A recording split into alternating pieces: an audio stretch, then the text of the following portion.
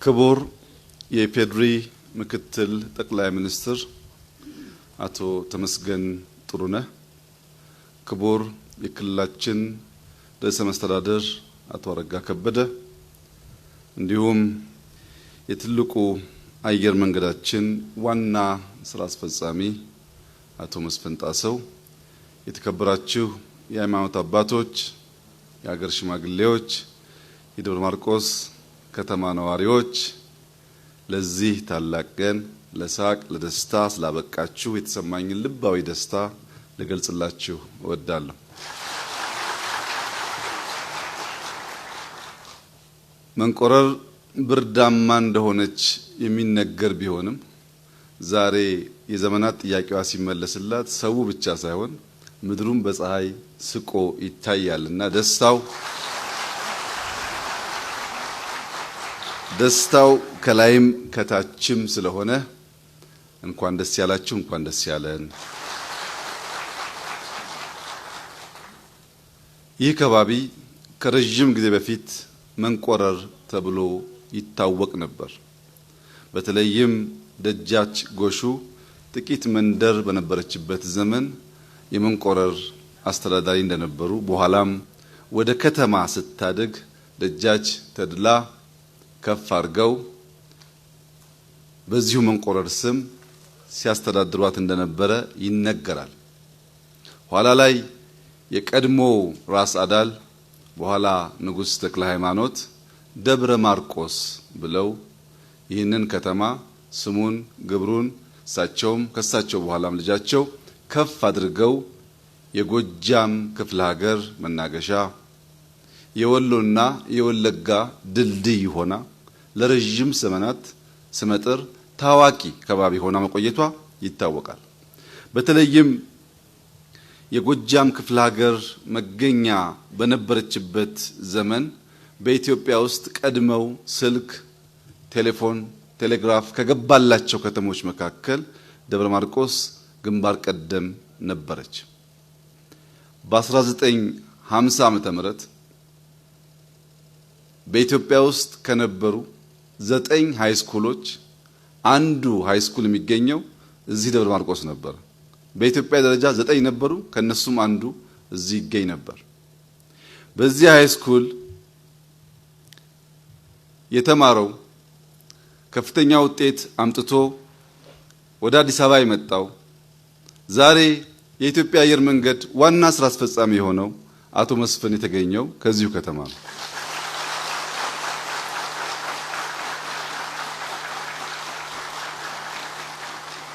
ለረጅም ዘመናት የኢትዮጵያን አየር መንገድ እንዲያገለግል መነሾ የሆነው ልጅ ሳለ ስትነሳ ስታርፍ የሚያት ዳሽ 6 በውስጡ ባኖረችው ምኞት መጨረሻ የዚያ መስሪያ ቤት አገልጋይ፣ አሁን ደግሞ እንደምታዩት ዋና ስራ አስፈጻሚና ተወልዶ ባደገበት ከተማ የሕዝቡን የዘመናት ጥያቄ ለመመለስ ስላበቃው አቶ መስፍን እንኳን ደስ ያለው ፈልጋለሁ።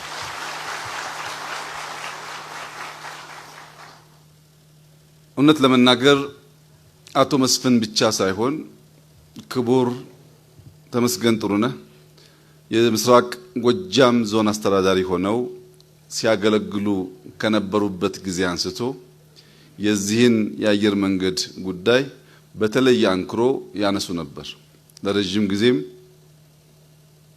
እዚህ ቦታ ላይ ሲመላለሱ ከሚሰማቸው ከሚያሳዝናቸው ነገር አንደኛው የደብረ ማርቆስ አየር መንገድ ምላሽ ማጣቱ እንደሆነ በተደጋጋሚ ለኔም ጓደኞቻቸውም ያነሱ ነበር። እሳቸውም እዚህ አስተዳድረው አማራን አስተዳድረው አሁን የኢትዮጵያ ምክትል ጠቅላይ ሚኒስትር ሆነው በሀገር ደረጃ ስራ ለመምራት ስላበቃቸው እንኳን ደስ ያላቸውላቸው ፈልጋለሁ። ዛሬ በመካከላችን ባይገኙም የቀድሞ የኢፌዴሪ ምክትል ጠቅላይ ሚኒስትር ደመቀ መኮንን በተደጋጋሚ የዚህ አየር መንገድ ስራን በተመለከተ ሲያነሱልኝ ስለነበር እሳቸውም ምስጋና ይገባቸዋል። እንደምታውቁት መደመር ወደ ኋላ መለስ ሲል መልካሙን የሚያወሳ የሚያስታውስ ስለሆነ አቶ ደመቀን ዘንግቶ አቶ ተመስገንን ቢያመሰግን ግማሽ ስለሚሆን ሙሉ እንዲሆን ሁሉንም በቅጡ በወጉ በስርዓቱ ማስታወስ ጠቃሚ ነገር ነው። በእነዚህ ሁለቱ አመራሮች ብቻ ሳያበቃ የክልላችን ርዕሰ መስተዳድርም እንደምታውቁት የዚሁ አካባቢ ሰው ናቸውና ከዚህ የተነሱ ሰዎች ሀገር እየመሩ ትላልቅ ተቋም እየገነቡ የህዝባቸውን የዘውትር ጥያቄ ለመመለስ ላለፉት ዓመታት ከፍተኛ ጥረት ሲያደርጉ ቆይተው ዛሬ ከህዝባቸው ጋር ከምድሪቱ ጋር መሳቅ ስለቻሉ ሁሉንም እንኳን ደስ ያላችሁ ማለት ፈልጋለሁ። ደብረ ማርቆስ በ1951 ዓመተ ምህረት በኢትዮጵያ ውስጥ ከነበሩ ሻል ካሉ 20 ከተሞች ተወዳድራ አንደኛ ወጣ ነበር። የዛሬ 70 ዓመት ገደማ ማለት ነው። ትንሽ ያንሳል። ዛሬ ደብረ ማርቆስ ከ20 ከተሞች ጋር ተወዳድራ ያንን የቀድሞ ክብሯን ለማግኘት የሚያስችል ቁመና ላይ ነች ወይ የሚለውን ጥያቄ ማንም ደብረ ማርቆስን የሚያቅ የሚወድ የሚቆረቆር ዜጋ ጥያቄ መሆን አለበት። ቀደም ሲል በነበሩ ግጥሞች አትመጣም ወይ ማርቆስ ከተድላው ከተማ ቢሻህ በአውሮፕላን ቢሻህ በሎንቺና የተባለላት ከተማ ናት። አሁን ሎንቺናውም አውሮፕላኑ ላለቁት ጥቂት ዓመታት ችግር ሆኖ ነበር። ዛሬ ቢሻህ በአውሮፕላን ተመልሷል። ቢሻህ በሎንቺና ግን በእኛ ጥረት መመለስ ይኖርበታል።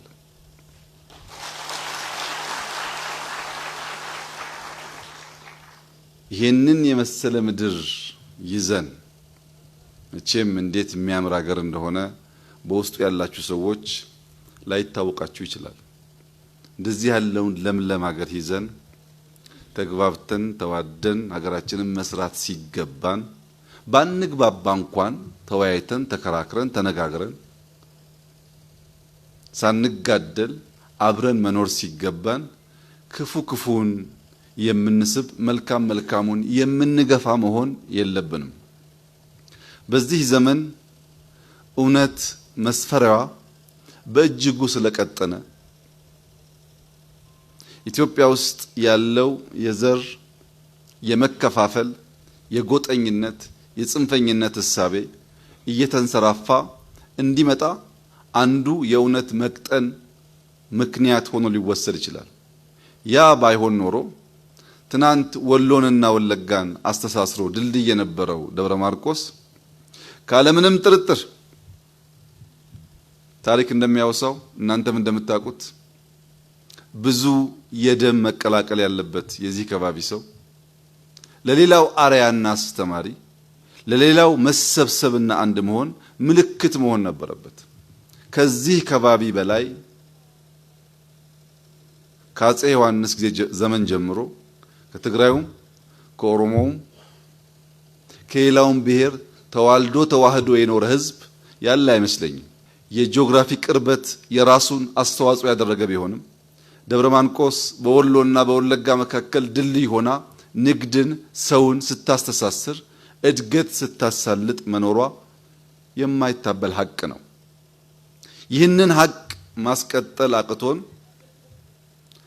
በአባይ ሸለቆ አካባቢ አሊዶሮ አካባቢ የሸፈተውንና ወደ አዲስ አበባ አላሻግርም ያለውን ሽፍታ በጋራ ታግለን ማስወገድ ሲገባን ከዚህ ደጀን መሄድ እንዳንችል ተጨማሪ ሽፍቶች ማበራከታችን ተገቢ ጉዳይ አይመስለኝም። የትም ቦታ ያለውን ሽፍታ ተሰናስለን ተደማምረን በማስወገድ የህዝባችንን ሰላምና ልማት ማረጋገጥ ሲኖርብን ጭራሽ ወደ ቀያችን ወደ ሰፈራችን ሽፍቶች የተበራከቱ ሰዎች በነጻነት ከቦታ ቦታ ተንቀሳቅሰው ስራ መስራት ወደማይችሉበት ደረጃ መድረሳችን ለሁላችንም አጠያያቂ ጥዩፍ የማይገባ ልንማርበት የሚገባ ጉዳይ ይመስለኛል። የተከበራችሁ የደብረ ማርቆስ ከተማ ነዋሪዎች፣ የአገር ሽማግሌዎች ዛሬ የምታውቁትን አንድ እውነት ልነግራችሁ ፈልጋለሁ።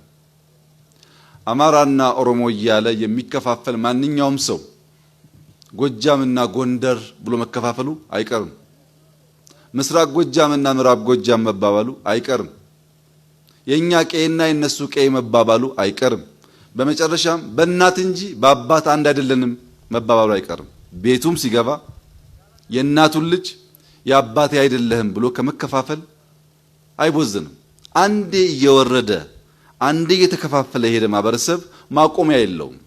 ከላይ ሲጀምር ይመስላል፣ እየገባ ሲሄድ ግን ቤተሰብ የአንድ እናት ልጅ የሚከፍል በጣም ክፉ ልምምድና ባህሪ ነው።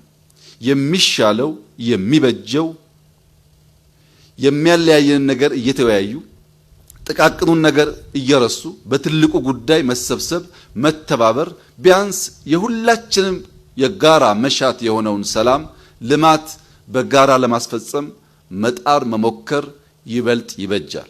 ከዚያ ውጭ ያለው አማራጭ ሀገራችንን ህዝባችንን ከመጉዳት ባሻገር አንዳች ጥቅም ሊያስገኝ አይችልም።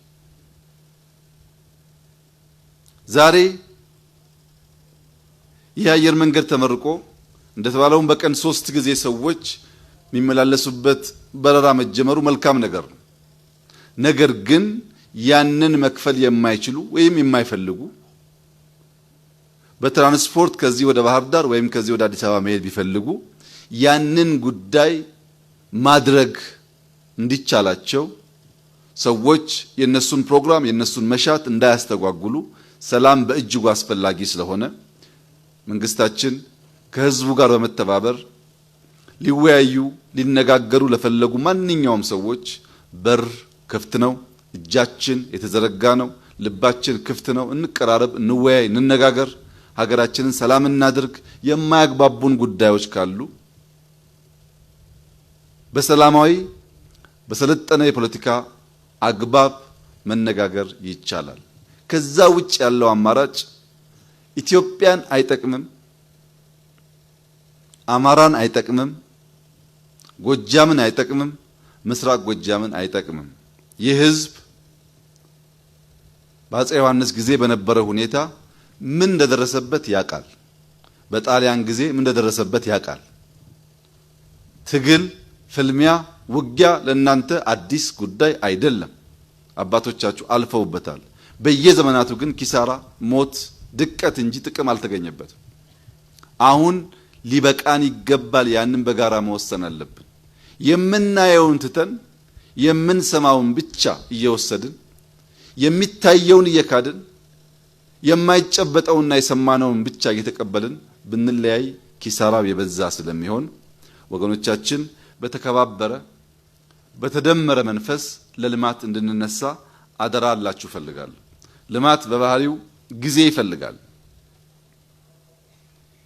ይህንን የአውሮፕላን ማረፊያ ወሰን ማለት በማግስቱ ሰራ ማለት አይደለም። ወስነን እስከምናሳካው ጊዜ የሚጠይቀው የራስ የሆነ ሪሶርስ የራስ የሆነ ጊዜ አለ። በሀገራችን ሳይረግጡት አይሰበር፣ ሳይታገሱት አይበገር ይባላል። አንድ ጫጩት ከእንቁላል ውስጥ ጫጩት ሆና እንድትወጣ ሙቀት ያስፈልጋታል፣ ጥበቃ ያስፈልጋታል፣ ጊዜ ያስፈልጋታል። ስለፈለግን ብቻ አሁኑ እንቁላሉን ብንሰብረው በቂ ሙቀት ካላገኘች ጊዜ ካላገኘች ጫጩት አይገኝም። እንደዚሁ ልማት ትብብር ይፈልጋል፣ ጥበቃ ይፈልጋል፣ ጊዜ ይፈልጋል።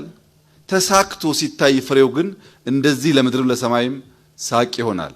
ጊዜ ለሚመልሰው ጉዳይ፣ ትዕግስት ለሚመልሰው ጉዳይ፣ ትብብር ለሚመልሰው ጉዳይ መለያየት፣ መገዳደል፣ አጋጉል ልምምድ ባህላችን እንዳይሆን ኢትዮጵያ ጥንታዊት ታሪክ ጠገብ ሰላሙንም ጦርነቱንም የምታቅ ሀገር ነች። የጎደላት ልማት ነው፣ የጎደላት ብልጽግና ነው፣ የጎደላት መደማመጥ፣ መከባበር በታሪክ ላይ ቆሞ መልካም መልካሙን ወስዶ የቀረውን እየሞሉ ለልጆቻችን የተሻለ ሀገር ማስረከቡ ነው ችግር የነበረው። ያንን ወቅታዊ ችግር ለመፍታት በጋራ እንድንቆም በታላቅ ትህትና ጥሪዬን አቀርባለሁ። ዛሬ ደብረ ማርቆስ ተገኝቼ ትክክለኛ ስሜቴን ለእናንተ መግለጥ ባልችል ከጥቂት ዓመታት በፊት መጥቼ እንደተከልኩት ዛፍ ሳልተክል ብሄድ አጠቃላይ ምርቃቱ ሙሉ ስለማይሆን በጋራ ዛፍ በመትከል ሌጋሲን በመተው አንድነት እንዲበቅል እንዲያበብ እንዲያድግ በማድረግ የነገይቱ ኢትዮጵያ ለልጆቻችን የተመቸች እንድትሆን በጋራ እንድንተጋ እንድንሰራ ከመስራት ከመልፋት ከመድከም ውጪ ውጤት እንደማይገኝ እንድናምን አደራ እያልኩ ዛሬ በሆነላችሁ እንኳን ደስ ያላችሁ እንኳን ደስ ያለን ለማለት እወዳለሁ።